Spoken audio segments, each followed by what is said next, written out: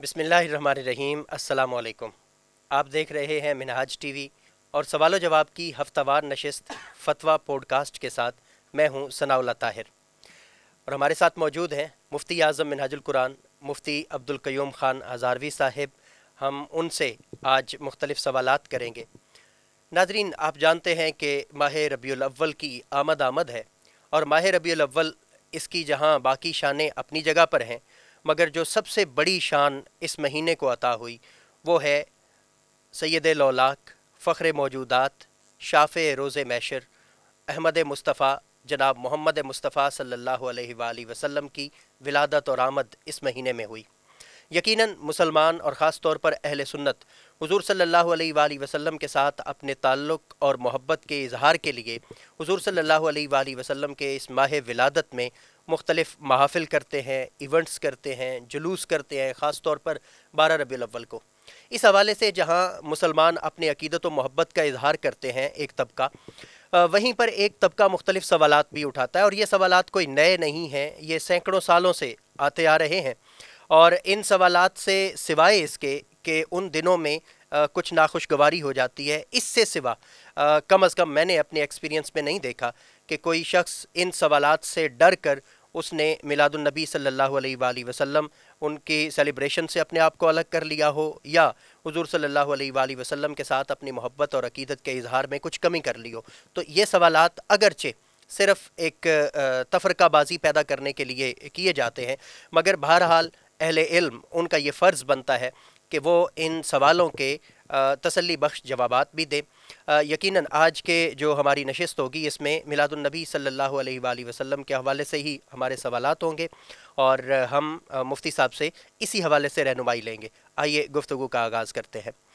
مفتی صاحب، سب سے پہلا سوال میرا یہ، کیونکہ جب ہم دوسرے اسکالر سے جب بات کرتے ہیں تو اس وقت میلاد النبی کی فضیلت پر بات ہو جائے گی، نعت کی اہمیت پر بات ہو جائے گی، مگر آپ کیونکہ خود اس پر ایک باقاعدہ سند ہیں اور آپ کی باتیں ہمارے لیے حجت ہیں، آپ نے میلاد النبی صلی اللہ علیہ وآلہ وسلم پر ایک کتاب بھی لکھ رکھی ہے۔ مفتی صاحب، اصولی بات، سب سے پہلا جو اصولی سوال ہو سکتا ہے وہ یہ ہے کہ ہم میلاد النبی کیوں مناتے ہیں؟ بسم اللہ الرحمن الرحیم، نحمدہ ونصلی ونسلم علی سیدنا مولانا محمد وعلی آلہ وصحبہ اجمعین وبارک وسلم۔ اما بعد، مجھے انتہائی اس کے اوپر تعجب ہو رہا ہے کہ اس دور میں بھی ایسا سوال کسی کے ذہن میں آ رہا ہے، کھٹک رہا ہے، تو یہ بہت ہی تعجب خیز چیز ہے۔ دنیا میں بتلائیں کہ کون سا ملک ہے، کون سی قوم ہے جو اپنے ہیروز کا دن نہیں مناتی۔ ابھی دیکھیں، ستمبر کی جنگ ہوئی 65 کے اندر، اس کے اندر ہمیں کامیابیاں دی اللہ تعالیٰ نے۔ اسی طرح بعد میں بھی جب کچھ ہوا تو وہ ہیروز روزانہ جو مجاہد جس کی شہادت ہوئی، آج بھی ایسا ہے کہ اس کا دن جب آ جاتا ہے ہم خراج تو عقیدت پیش وہ کرتے ہیں۔ خراج عقیدت خصوصی طور پر اس کا نام ہوتا ہے، ذکر ہوتا ہے، اس کے کارنامے بیان کیے جاتے ہیں تاکہ قوم کے اندر وہ ولولے پیدا ہوں جو ان کے اندر تھے۔ یہاں تک کہ سیاست دانوں کا آتا ہے جب کوئی دن تو وہ بھی ذکر کیا جاتا ہے، اور خصوصی طور پر اس کے اوپر مذاکرے ہوتے ہیں اور سب کچھ ہوتا ہے، ٹی وی پر بھی اور سیمینارز بھی ہوتے ہیں۔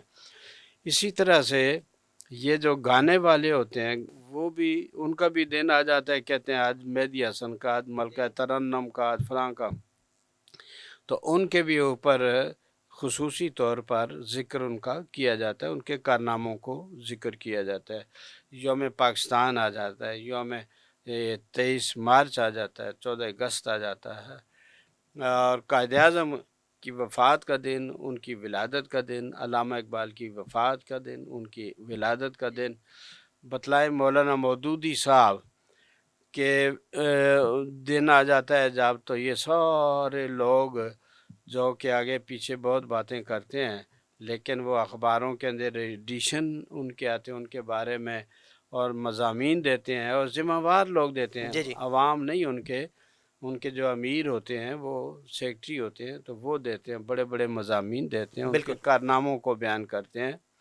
بجا ہے تو ہر ایک اپنے بڑے کی بڑائی کرتا ہے، ہر ایک اپنے بڑے کی بڑائی کرتا کرتا ہے۔ ہے جی تو وہاں ہندوستان میں دیکھیں کہ گاندھی صاحب کی، نہرو کی، بالکل فلاں کی، اور یہ جو بنگلہ دیش بنا، اور ویتنام میں چلے جائیں جی تو جی ہو چی مین اور فلاں فلاں فلاں، اور چائنا میں جاؤ گے تو جنہوں نے اس کو کیا تو اس کے لیڈروں کا ذکر ہوگا۔ وہ دن جس دن ان کو آزادی ملی سامراج سے، تو وہ اس دن کو مناتے ہیں، خوشیاں کرتے ہیں، اور کوئی اس دن وہ روتا نہیں ہے، خوشیاں مناتے ہیں۔ خوشیاں منانے کا دن ہے جی تو اب بتلائیں دنیا میں کہیں اس کے خلاف بھی آپ کو ہوا کہ کوئی کسی کے پیشوا کا، کسی کے بڑے کا، جس کو وہ بڑا سمجھتا ہے؟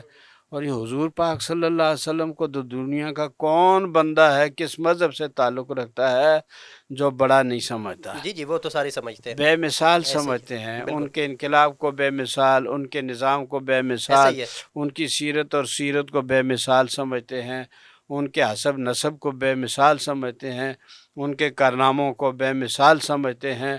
تو اب بتلائیں ایسی شخصیت کا جب آ جائے دن، تو پھر یہ کلمہ پڑھ کے تو ایسی باتیں کرنا زیب نہیں دیتی، خاص کر ایک امتی کو زیب نہیں دیتی کہ وہ یہ سوال کرے۔ آپ یہ سوچ لیں ایک منٹ کے لیے کہ کیا 12 ربیع الاول آ جائے، ربیع الاول کا مہینہ آ جائے، تو ہم اس دن بالکل اگر 2 بلب بار تھے گلی میں تو ان کو بھی بجھا دیا کریں، کیا اپنے گھر میں بالکل اندھیرا ہی اندھیرا کر دیا کریں کہ آج یہ چیز ہو رہی ہے تو یہ کبھی نہیں ہو جی ہاں سکتا۔ مفتی صاحب یہ تو بات درست ہے اب میں جو سوالات آپ کے سامنے رکھ رہا ہوں یہ عموماً وہ ہے جو معترضین کی طرف سے آتے ہیں میں اس لیے آپ کے سامنے رکھنا چاہ رہا ہوں تاکہ ہمارے لوگوں کو ان کے جوابات دینے میں آسانی رہے اب جب مفتی صاحب ہم یہ بات کرتے ہیں نا یہی جو آپ نے دلیل بیان فرمائی ہے کہ یہ ایک عرف ہے کہ مختلف لوگوں کے یا مختلف جو یادگاری دن ہیں اس نیشنل کو ہیروز ہیں اور عرف نہ کہیں، اس کو اجماع کہیں، یہ اجماع کہہ لیں انسانیت کا اجماع ہے۔ انسانیت کا اجماع ہے بالکل درست ہے روس کے اندر انقلاب آیا تو وہ اس کو مناتے ہیں، وہ اپنے لیڈروں کا ذکر کرتے ہیں، لینن سٹالن کا کرتے ہیں۔ اسی طرح سے چائنا مناتا ہے، اپنے یوم آزادی مناتا ہے۔ تو یہ ہمارے پاس تو کائنات کی آزادی ہے اور جہنم سے آزادی ہے، دنیا میں غم و الم سے آزادی اور آخرت میں جہنم سے آزادی۔ تو اس سے بڑھ کر آزادی کا کون سا دن ہو سکتا ہے؟ بے شک اب مفتی صاحب اس پہ مسئلہ یہ آتا ہے معترضین کی طرف سے اس پر جو مزید سوال آتا ہے وہ یہ آتا ہے مفتی صاحب کہ حضور صلی اللہ علیہ وآلہ وسلم جب دنیا میں تشریف فرما تھے تو اس وقت دین مکمل ہو گیا اور دین میں سب کچھ بتا دیا گیا غمی خوشی حلال حرام ایچ اینڈ ایوری تھنگ بتا دیا گیا کہ کس موقع کے کیا رسوم و رواج ہیں کیا حدود ہیں کیا کر سکتے ہیں کیا نہیں کر سکتے ہر چیز بتا دی گئی اب ان کی طرف سے اعتراض یہ آتا ہے کہ حضور صلی اللہ علیہ وآلہ وسلم نے اپنی زندگی میں کیا اس طرح سے میلاد النبی کو منایا ہے جیسے ہم منا رہے ہیں یعنی ٹھیک ہے ایک یادگاری دن کے طور پر اس کو یاد رکھنا اپنی جگہ پر مگر اس کو لازمی سمجھ لینا اور عبادت سمجھ کر اس کو اختیار کرنا کیا یہ درست ہے یہ صرف میلاد کے لیے کیوں گھر کے رکھا ہے سوال؟ آپ اس کو ذرا وسعت دیں نا، کہ کیا قرآن ایسے ہی ہوتا تھا حضور پاک کے زمانے میں جس کو تلاوت کیا جاتا تھا؟ کیا یہی قرآن تھا؟ ایسے ہی چھپا ہوا تھا، ایسے ہی کاغذ تھا، ایسے ہی پریس میں؟ اور حدیثیں کیا ایسی تھی جو جس طرح کہ اب مرتب ہیں، سیاستہ اور اس کے علاوہ مسانید ہیں؟ تو یہ ساری چیزیں جو ہے ان کی طرف بھی ذرا لائیں۔ کیا حضور پاک صلی اللہ علیہ وسلم سے فقہ کا علم نہیں آیا؟ تو کیا انہوں نے کتابیں یہ ہدایہ جیسے پڑھتے ہیں، ہم دوسرے پڑھتے ہیں، فتح القدیر پڑھتے ہیں، تو یہ ساری چیزیں جو ہیں ان لوگوں کے نے کی یہ باتیں نہیں کی۔ ایسی مسجدیں بنائی تھیں جیسے کہ اب ہیں، ایسا قرآن تھا جیسے اب ہے، ایسا قانون مدون ہوا تھا جیسے کہ آج ہے۔ تو صحابہ کرام نے جو کام کیے اور بعد میں تابعین اور آج تک، تو یاد رکھیں بات یہ جاہلانہ بات ہے، سوکیانہ بات ہے اور متعصبانہ بات ہے کہ آپ نے جو ادارے بنائے ہیں، آپ کے اور میرے جو ادارے ہیں، کیا ایسے ادارے تھے؟ آپ کہنے کو تو کہہ دیتے ہیں کہ صفا یہ پہلی یونیورسٹی تھی۔ کیا صفا کیا تھا؟ وہ ایک تھڑا تھا جو کہ مسافر لوگوں کے لیے بیٹھنے اٹھنے کا ایک مقام تھا، جب ان کو ٹائم مل جاتا تھا سستا لیتے تھے، گپ شپ لگا لیتے تھے، اور مسجد جہاد نبوی بھی کے کرتے تھے ساتھ. مفتی صاحب، جہاد کرتے تھے، عبادات کرتے ہاں، تھے، اور وہ پھر جن کے پڑھنا گھر پڑھانا. بار نہ تھے، بالکل. جن کی بیوی بچے نہ تھے، اکثر وہ وہاں آ جاتے تھے. اس کو یوں سمجھیں کہ جیسے آج بھی بعض دور دراز علاقوں میں حجرے ہوتے ہیں، اور حجروں میں لوگ جو ہے نا کام شام کر کے کھیتوں میں اور کارخانوں میں، تو شام کے وقت جب ان کو چھٹی ہوتی ہے وہاں بیٹھ کے تو وہ سستا لیتے ہیں. سستا لیتے ہیں. اب یہ ساری مثالیں جو ہیں مفتی صاحب یہ وہ ہیں کہ حضور صلی اللہ علیہ وآلہ وسلم کے مبارک زندگی میں یہ نہیں ہو رہے تھے، اس انداز سے نہیں ہو رہے میں تھے یہ جیسے. کہتا ہوں کہ یہ جو ہوتا ہے معاشرہ ارتقا پذیر ہوتا ہے. ایسی مسجدیں نہ تھی جیسی اب ہیں.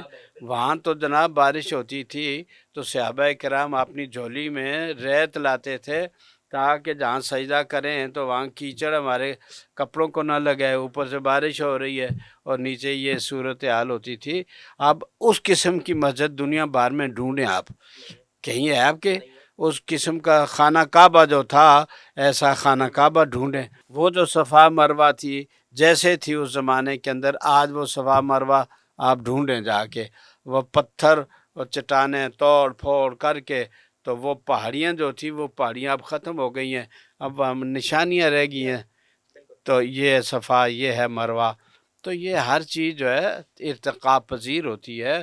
وہاں آبادی کم تھی، وہاں مسائل کم تھے، وہاں وسائل، اور اس کے مقابلہ میں لوگوں کو شرک سے ہٹا کے، کفر سے ہٹا کے توحید کی طرف لانا، اسلام کی طرف لانا. اور لوگوں کی جو عادت تھی کہ غیر جو نظر نہیں آتے اس خدا کو نہ مانے، تو وہ تو خوگر تھے کہ سامنے نظر آنا چاہیے، تو خود گھرتے تھے بتوں کو اور ان کے سامنے سجدہ ریز ہوتے تھے. اب ان لوگوں کے سامنے یہ جو آج کا ارتقا پذیر معاشرہ ہے، تو اس کی باتیں کرنا جو تھا یہ اشاروں کنایوں سے سب کچھ ہے.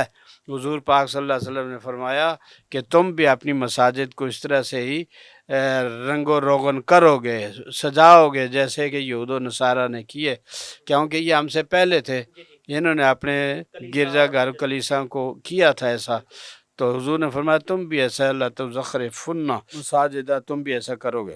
لیکن اب حضور سارے کام جو پروگرام تھا دین کے پھیلانے کا، اس کو جمانے کا، تو اس کو چھوڑ کے تو ان فروعات کے اندر الجھ جاتے. کیا حضور پاک صلی اللہ علیہ وسلم کو پتہ نہیں؟ کیا بچہ جو ہوتا ہے اس کو پہلے وہ گھسیٹیں کرتا ہے، پھر اس کو انگلی پکڑ کے ماں باپ چلاتے ہیں تھوڑا تھوڑا. تو یہ امت کو اسی طرح حضور چلاتے ہیں، ہولی ہولی ہولی ہولی ہولی.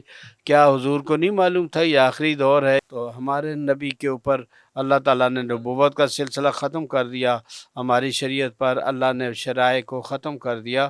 تو اب دنیا کے اندر جو اسی دین نے رہنا تھا، تو اس دین نے جو انقلاب لانا تھا، وہ انقلاب ذہنوں کا انقلاب تھا، عقیدوں کا انقلاب تھا، اعمال کا تھا، اور بڑی بڑی خرابیاں جو تھیں ان کو ختم کرنا تھا.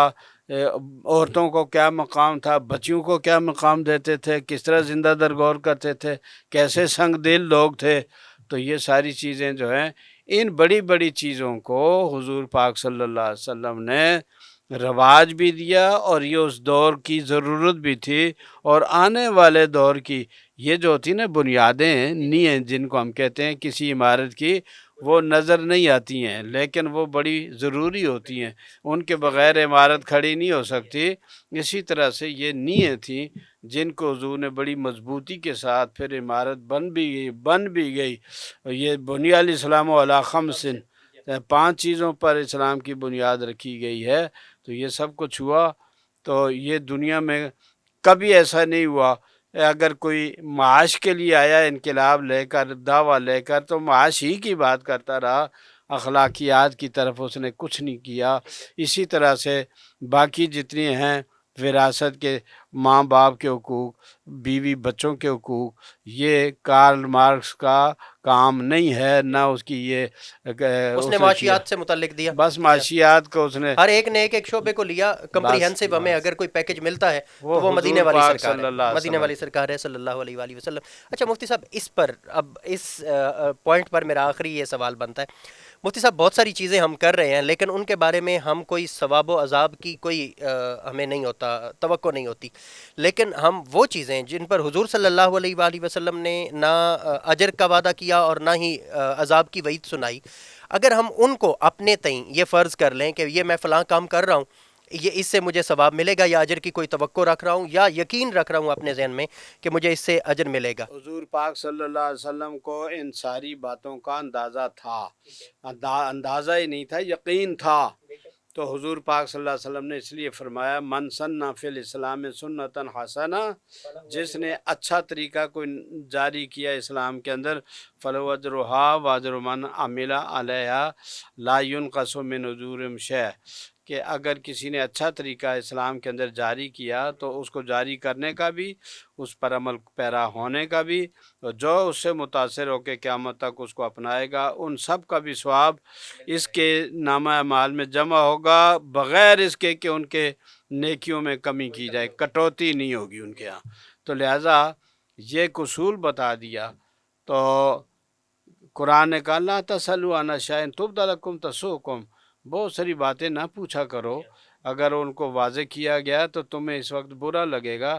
تو لہٰذا ان بہت ساری باتوں کو، اب یہ جو کچھ ہوا حضور کی وفات کے بعد خلافت راشدہ کے اندر، فلاں فلاں فلاں فلاں کے اندر، تو یہ ساری چیزوں کا حضور کو پتہ تھا، لیکن اس کے باوجود نبی پاک صلی اللہ علیہ وسلم نے ان کو اشاروں اور کنایوں سے تو بیان کیا کہ سمجھدار سمجھ جائیں گے، لیکن ان کی وضاحت زیادہ نہیں کی۔ ایک تو وقت کا ضیاع ہونا تھا، اور دوسرا وہ 60-70 سال کے بعد جو واقعات آنے تھے وہ پہلے شروع ہو جاتے تو یہ خانہ جنگی شروع ہو بالکل جاتا۔ ایسا ہی ہے۔ اچھا مفتی صاحب، آپ نے میلاد النبی صلی اللہ علیہ وآلہ وسلم کے موضوع پر آپ کی باقاعدہ ایک تصنیف ہے۔ مفتی صاحب، ایک جس چیز میں تشکیک، شکوک و شبہات پیدا کیے جاتے ہیں وہ ہے حضور صلی اللہ علیہ وآلہ وسلم کا یوم ولادت، تاریخ، یعنی اس میں 9 ربیع الاول کا دن بھی آتا ہے، 8 ربیع الاول بھی بعض لوگوں نے کہا ہے، 12 ربیع الاول بھی کہا ہے، 17 ربیع الاول بھی کہا ہے، اور غنیت الطالبین میں میں سمجھ گیا جی آپ کو اللہ تعالیٰ نے کلمہ نصیب کیا، آپ مسلمان ہیں ماشاءاللہ، آپ حضور کے امتی ہیں۔ اگر کسی نے 12 کو اپنا لیا ہے تو آپ 9 کو شروع کر دیں، اور 9 کو دونوں مل کے 12 والے بھی اور 9 والے بھی یہ سب کچھ کر دیا کریں، تو اس کے اندر کوئی لڑائی جھگڑے کی بات نہیں، اور شاید کہ اللہ تعالیٰ کو منظور بھی یہی تھا۔ اور اب تو بھائی کاکا اتنا بڑا سیلاب بن گیا ہے خوشیوں کا کہ ساری دنیا میں لوگوں کے پاس وسائل بھی آ گئے، مال بھی آ گیا، اور آبادیاں بھی بڑھ گئیں، اور نئے نئے سائنسی ایجادات بھی آ گئیں۔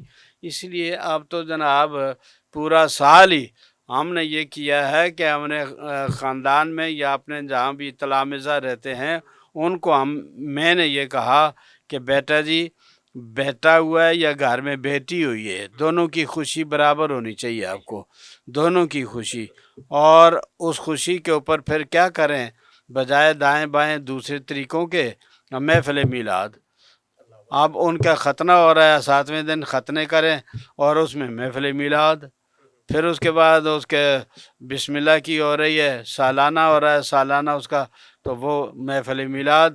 تو اب وہ کہتے ہیں یار وہ 12 تاریخ کو بہتر تھا، اب تو تم نے روزانہ ہی محفل میلاد، آج ہمارے ہاں ہے اور کل ان کے گھر میں ہے، پرسوں ان کے گھر میں ہے، تو سال بھر سرکل چلتا ہی رہتا ہے، اب تو یہ بند ہی نہیں ہوتا۔ میں نے کہا بیٹا جی ایسا ہی ہے، گیند اور فٹ بال کو جب دیوار سے مارو گے، زمین پر مارو گے تو وہ ختم نہیں ہوگا، بلکہ اور زیادہ اسلام کی فطرت میں قدرت نے لچک دی ہے، اتنا ہی یہ ابھرے گا جتنا کہ دبا دیں گے۔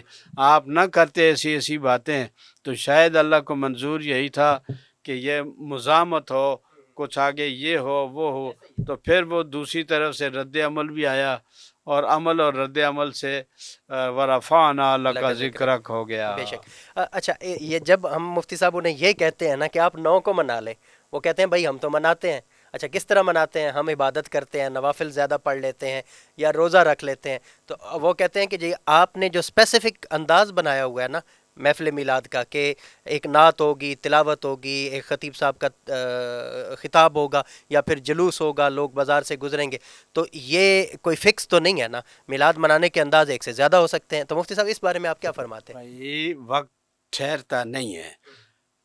اگر کسی سے پوچھو کہ وقت کس کو کہتے ہیں، اس کی ڈیفینیشن کیا ہے، تو یہ عام لوگ جو ہیں وہ اس کی نہیں بتا سکیں گے کہ وقت ہے کیا، فلسفیانہ سوال ہے۔ فلسفیانہ ہے۔ تو یہ ہے حرکت کی مقدار کو جاننا۔ وقت ہے حرکت کی مقدار۔ اب یہ سورج حرکت کرتا ہے، چاند کرتا ہے، ستارے کرتے ہیں، سیارے کرتے ہیں، ہم اس چیز میں نہیں پڑتا، لیکن کچھ ہے نا دنیا کے اندر جو ہے وہ حرکت ہو رہی ہے۔ سورج ادھر سے ہمیں نظر آ رہا ہے، ادھر جا رہا ہے، تو یہ چیزیں ہمیں نظر آتی ہیں، ستاروں کی بھی گردشیں ہمیں نظر آ رہی ہیں۔ تو اس کی مقدار کو جاننا، آپ یہ گھڑی کو دیکھ لیں، اس کے اوپر جتنا ٹک ٹک ٹک ٹک لمحہ لمحہ گزرتا ہے، تو وہ یہ اتنے لمحے گزر گئے تو منٹ بن گیا، اتنے ہو گئے تو گھنٹہ بن گیا، اتنے ہو گئے تو پھر تو یہ چیزیں جو ہیں، تو اب بتلائیں ہیں کہ دنیا بھر کے اندر اللہ تعالیٰ نے نظام کیسا رکھا ہے۔ سورج ادھر سے نکلے گا نا کوریا سے اور جاپان سے، مشرق سے، مشرق بعید سے، تو وہاں بھی اللہ نے مسجدیں بھی بنوا دی، مسلمان بھی پہنچ گئے حضور کے غلام، اور وہاں اذانیں شروع ہو گئی، اور پھر وہ سورج ٹھہرتا نہیں ہے، وہ آگے چلتا رہتا ہے، آگے دن آتا جاتا ہے، اور پیچھے جو ہے وہ ادھر جماعتیں کھڑی ہو جاتی ہیں اور آگے اذانیں شروع ہو رہی۔ تو یہ ساری دنیا کے اندر سرکل چلتا ہے جناب، ناروے تک جائے گا، ڈنمارک تک جائے گا، اس سے بھی آگے جائے گا جہاں تک کائنات ہے۔ تو یہ اذان ہو رہی ہے، پیچھے جماعت ہو رہی ہے، پھر وہ صبح کی ہو رہی ہے، اور آگے ظہر کی ہو رہی ہے، اور آگے فلاں ہو رہی ہے۔ تو یہ 24 گھنٹوں میں اللہ نے ایسا نظام قائم کر دیا کہ وَرَفَعْنَا لَكَ ذِكْرَكَ، جہاں اللہ کا ذکر ہوگا وہاں حضور کا ذکر ہوگا۔ تو یہ کسی کے بس کا روگ نہیں ہے، لہذا لوگوں کو چاہیے کہ کہتے ہیں محنت کر حسد نہ کر، تو جلا نہ کریں، جلا نہ کریں، یہ خدائی نظام ہے۔ اچھا مفتی صاحب، ایک اعتراض ان کی طرف سے یہ آتا ہے، ہمارے دوستوں کی طرف سے، وہ کہتے ہیں کہ آپ نے کرسچینٹی کا چربا اتار لیا ہے۔ وہ کرسمس مناتے تھے تو آپ نے انہی کی دیکھا دیکھی، اب اسی طرح کی تقریب، اسی طرح کا چراغاں، اور تو گھٹائے سے کسی کے نہ گھٹا ہے نہ گھٹے، جب بڑھانا چاہے حق تعالیٰ تیرا، تو اللہ تعالیٰ جب بڑھانا چاہے تو پھر کوئی کسی ظاہر ہے کے کوئی گھٹا نہیں سکتا۔ گھٹا نہیں سکتا۔ تو یہ جو تھی ان دوستوں کو یہ کہنا چاہیے کہ آپ کے اکابر اس کے اندر تھے، انوالو تھے، پہلی بات تو یہ۔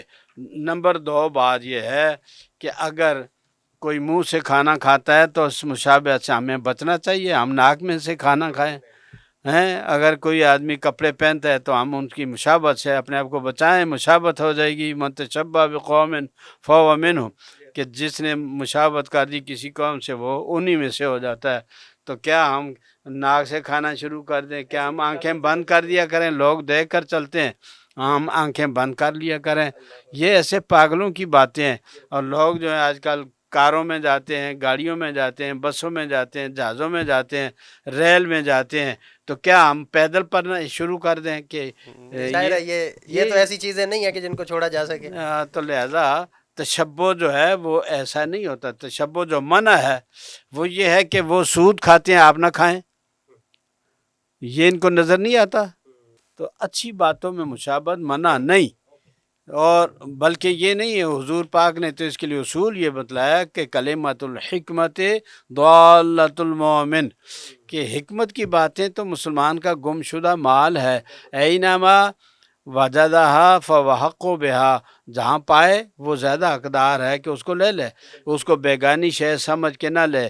آج ہم نے ٹیکنالوجی جو لی ہے تو ہم نے غیروں سے ہی لی ہے نا، اور کس سے؟ اسی طرح سے ہم نے جو جہاز بنائے، جو ہم نے ہیلی کاپٹر بنائے، جو بالکل، ہم جو نے، ترقی ہے وہ ظاہر ہے تو آج یہ کے دور میں سائنسی ترقی، یہ جو بات جدید سے سائنس تو ہے، یہ ہم نے تو ظاہر ہے مغرب ادھر سے سے ہی آئی لی، ہے۔ مشرق سے لی، بالکل جاپان سے لی، بالکل، اور دوسرے ملکوں سے لی، تو تو یہ ان سے ہم مشابہ چھوڑ نہیں چھوڑ سکتے۔ دیں، ہم ان بالکل کو چھوڑ دیں۔ مفتی صاحب، اب ہم نے یعنی ہمارے مکتبہ فکر نے یہ فرض کر لیا ہے کہ جو بندہ جلوس میں شامل ہوتا ہے وہی عاشق رسول ہے، اور جو شریک نہیں ہو رہا وہ عاشق رسول نہیں ہے، وہ اس کی رسول اللہ سے وجہ محبت ہوتی نہیں ہے، کرتا۔ اس کا بیک گراؤنڈ ہوتا ہے، کیونکہ جو ہی کہ اب یہ موسم آ رہا ہے نا میلاد کا، تو یہ دونوں جو اندر کے وہ بڑھاس ہے نکالتے ہیں، ان کے بھی مولوی اور ادھر والے بھی، تو وہ اس کی منفی جو ہے وہ باتیں کرتے ہیں، اور ریجیکٹ کرتے ہیں ہر چیز کو، نیکی کو بھی وہ ریجیکٹ کرتے ہیں، اور ہمارے جو ہیں وہ بڑھا چڑھا کے کرتے ہیں، ایسا ہو جاتا ہے، ایسا ہونا لازمی ہے۔ راہ اعتدال کیا ہے؟ راہ اعتدال یہ ہے کہ میں یہ کہتا ہوں، آپ اگر میری کتاب کو دیکھیں اس میں نے لکھا ہے کہ آپ خوشی کا طریقہ یہ ہے کہ آپ کھانا کھلائیں، اس کے اندر مسلم اور غیر مسلم نان مسلم ان کا امتیاز نہ کریں، یہودی آتے ہیں ان کو بھی کھلائیں، عیسائی آتے ہیں ان کو بھی کھلائیں، ہندو آتے ہیں ان کو کھلائیں، اور کپڑے دیں، اور ان کے بیمار ہیں تو ان کو علاج کے لیے دوائیاں دیں، اور جو ان کی ضروریات ہیں بیسک، تو آپ ان کے اندر جو کر سکتے ہیں وہ کریں۔ اور کوئی پوچھے کہ کیوں یہ کر رہے ہو تو کہیں کہ خوشی ہے آمنہ کے لال کے تشریف لانے کی، بس خوشی کا یہ ہے نا راستہ، کہ آپ اپنے گھروں میں جو نوکر ہیں، آپ کے گھروں میں کام کرنے والے اور والیاں ہیں، ان کو آپ یہ عیدی دیں، ان کو کپڑے دیں، ان کو لباس دیں، ان کو کھانے اور اچھے دیں۔ مفتی صاحب، یہ حضور سید شیخ الاسلام نے باقاعدہ اس کو عید کے طور پر، ہمارے جو تحریکی لوگ ہیں وہ باقاعدہ اپنے بچوں کو عید کے طور پر جیسے عید پہ تیار کرتے ہیں، بھائی عیدی اگر دیتے یہ ہیں۔ عید نہیں تو پھر کوئی عید نہیں ہے، بالکل ایسا ہی ہے، بس۔ یہ ساری عیدیں اسی کا یہ دین ہے۔ ساری عیدیں حضور پاک کے دم قدم سے ہیں، قرآن میں تو کہیں نہیں لکھا ہوا کہ یہ عید ہے، لیکن قرآن میں ایک اشارہ تو کر دیا کہ ہمیں کھانا آسمان سے آنا چاہیے۔ بنی اسرائیل نے کہا، عیسیٰ علیہ السلام نے دعا مانگی تو اللہ تعالیٰ نے آسمان سے کھانا بھیج دیا، تو وہ ساتھ ہی انہوں نے کہا کہ جس دن کھانا آئے گا وہ عید الاولنا و آخرنا، ہمارے پہلے پچھلے سب کے لیے وہ عید کا دن ہوگا۔ تو اگر کھانا ایک دن میں نے ملے وہ عید ہو جاتی ہے، تو ہر لمحہ جن کا صدقہ ہمیں گیس ملتی ہے، ہوا ملتی ہے، آکسیجن ملتی ہے، ہمیں پانی ملتا ہے، ہمیں کھانا ملتا ہے، ہمیں عزت ملتی ہے، ہمارا رعب ہے دشمن کے اوپر، یہ ہمارے دشمن ہمارے اوپر حملہ کیوں نہیں کرتے؟ جب کہ ان کے پاس وسائل زیادہ ہیں، ہتھیار زیادہ ہیں، سب کچھ۔ کیا ہے یہ؟ حضور پاک نے فرمایا نصرت بالرعب، میری مدد اللہ کی طرف سے ہوتی ہے رعب کے ساتھ۔ میرا دشمن کے مہینے کی مسافت پر بھی دشمن ہو، مجھ سے ڈرتا رہتا ہے۔ خدا کی قسم آج اگر پاکستان کے اوپر کوئی حملہ نہیں کرتا تو اس لیے نہیں ہے کہ وہ پاکستان ان سے زیادہ ہے، یا اس کا رقبہ زیادہ ہے، یا فوج زیادہ ہے، یا ہتھیار زیادہ ہے، وہ ان میں سے کوئی چیز نہیں ہے، بس سرکار دو عالم کا روب ہے۔ ہاں ہاں ہاں واہ رعب ہے، واہ۔ نصرت بالرعب۔ بالروب۔ مفتی صاحب، آخری سوال ہے۔ ہمارے ہاں ایک شعر بہت پڑھا جاتا ہے، نثار تیری چہل پہل پہ ہزاروں عید ربیع الاول، سوائے ابلیس کے جہاں میں سبھی تو خوشیاں منا رہے ہیں، اور اس سے مراد یعنی یہ لیا جاتا ہے، ایک پورا تصور جو اس کے پیچھے رکھا جاتا ہے کہ جو لوگ ہمارے جلوس میں شریک ہوئے ہیں جی جی نہیں، میں دراصل آپ کو وہی خوش ہیں۔ بتلاتا ہوں، دیکھیں علامہ ابن کثیر نے البدایہ والنہایہ کی دوسری جلد کے اندر غالباً یا تیسری ہے، میں نے حوالے لگائے ہوئے ہیں، اور میری میلاد کی جو کتاب ہے اس کے اندر بھی حوالہ ہے کہ رنا ابلیس اربع رنات، کہ 4 مرتبہ چیخا چلایا، رویا دھویا۔ ابلیس جو ہے 4 مرتبہ رویا دھویا ہے، بہت زیادہ چیخا ہے، ماتم کیا اس نے، یوں سمجھے کہ اپنا چہرہ اور اپنا ان کو پیٹا ہے۔ تو وہ کون سے؟ جب نمبر 1 آدم علیہ السلام کی توبہ قبول ہوئی، وہاں اس کو بہت تکلیف ہوئی۔ جب بھی کسی امت کے لیے یا کسی نبی کے لیے رحمت کا ظہور ہوتا ہے، انعام و اکرام ملتا ہے، تو اس کو بہت تکلیف ہوتی ہے۔ کیوں؟ عدو مبین، یہ قرآن نے کہا یہ واضح تمہارا کھلم کھلا دشمن ہے، تو لہذا دشمن جو ہوتا ہے وہ تو خوش نہیں ہوگا، وہ تو بالکل، ناراض ہماری ہی ہوگا۔ نعمتوں پر وہ تو خوش نہیں تو ہوگا۔ ایک تو یہ آدم علیہ السلام کی توبہ قبول ہوئی تو یہ رویا پیٹا اور خاک ڈالی اپنے سر پہ۔ یہ علامہ ابن کثیر نے لکھا ہے اپنی کتاب البدایہ والنہایہ کے اندر۔ نمبر 2، فاتحہ نازل ہوئی جب قرآن کی تو پھر رویا، سورہ بقرہ جب نازل ہوئی آخری آیتیں پھر رویا، ٹھیک ہے، للہ ما فی السماوات و ما فی الارض، وہ والی آیات، ٹھیک ہے۔ حضور کی میلاد کے موقع پر پھر رویا۔ اس کا مطلب یہ ہے کہ جب بھی یہ حضور نے فرمایا ہے، کیونکہ یہ غیب کی باتیں ہیں، کسی اور ذریعے سے ہمیں معلوم نہیں ہو سکتی، تو یہ حضور نے فرمایا، تو یہ ہمیں سے یہ یقین حاصل ہوا، اطمینان ہوا کہ حضور پاک صلی اللہ علیہ وسلم کی میلاد کے اوپر رونا دھونا ہمارا کام نہیں، یہ اس کا کام ہے، اس کو رونا ہی چاہیے، کیونکہ آج جتنی اس کے اوپر لعنت ہو رہی ہے، تو اس نے سوچا بھی نہیں ہوگا قوم نوح میں کتنے بندے تھے جو لعنت کرتے ہوں گے، ابراہیم علیہ السلام کی قوم میں کتنے تھے بہت جنہیں تھوڑے ہوں لعنت کی ہوگی، لیکن سرکار کی اب وہ مشرق سے مغرب کوئی علاقہ، کوئی ایسا خطہ زمین نہیں جہاں کے نہ بستے ہوں، اور جو بھی منہ کھولتے اعوذ باللہ من الشیطان الرجیم تو اس کے اوپر لعنت کرتے ہیں ساری دنیا، اس لیے اس کو رونا ہی چاہیے۔ اس کو رونا ہی چاہیے تھا۔ اچھا مفتی صاحب، ایک اور چیز جس پر بہت زیادہ مطلب ہم نے اپنی آنکھوں سے تو نہیں دیکھا، لیکن بڑے بتاتے ہیں کہ یہ دن مشہور تھا 12 وفات کے حوالے سے۔ میں یہ کہتا ہوں کہ ہاں، یہ میں بھی اس بات کا گواہ ہوں کہ 1948 47 48 50 اس زمانے میں ہم بچے ہوتے تھے، تو 40 کے اندر میری ولادت باسعادت ہے، تو اس وقت ہم بچے ہوتے تھے، تو ہم بھی یہ کہتے تھے ہمارے، لیکن کچھ ذکر وہ ابھی میں نے شعر سنایا نا کہ کام ہے ان کے ذکر سے خیر وہ یوں ہوا کہ یوں، تو حضور کا ذکر ہونا چاہیے، ان کی احسان محیاہم و مماتہم، زندگی اور موت برابر ہے، ٹھیک ہے نا، تو لہٰذا حضور پاک صلی اللہ علیہ وسلم کی وفات کے لیے، لیکن وفات بھی حضور سرکار دو عالم صلی اللہ علیہ وسلم کی نرالی تھی، لہذا وہ بھی قابل ذکر ہے، اور میلاد بھی نرالی ہے، یہ بھی قابل ذکر ہے۔ تو پہلے میلاد ہوتی ہے کہ وفات ہوتی ہے؟ تو پیدائش کی خوشی پہلے کر لینا، بعد میں رو لینا، ویسے بھی تھک جاؤ گے، پیسہ خرچ کرو گے۔ ایسا ہی ہے، اس کا مطلب ہے مفتی صاحب چاہے میلاد منائی جائے یا وفات منائی جائے، اصل ہے تعلق کام ہے ان کے کے ذکر سے، جی ہاں، خیر وہ یوں یوں ہوا ہوا کہ کہ یوں۔ مفتی صاحب بہت شکریہ، آج کی نشست ہمارے اختتام کو پہنچی۔